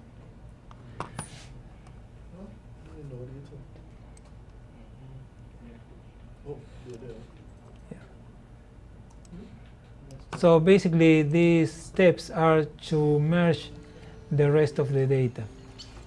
And now the same with the physical data. In this case we use the profile ID, X and Y as the key column to merge the data.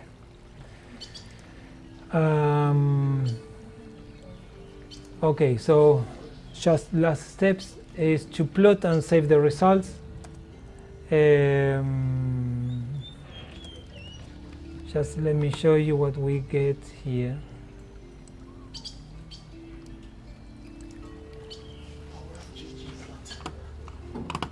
Yes, ggplot is great, and yes. So we have the same that we had before plus the other soil properties that we added. In this case, you can see that the plots in ggplot are ordered in alphabetical.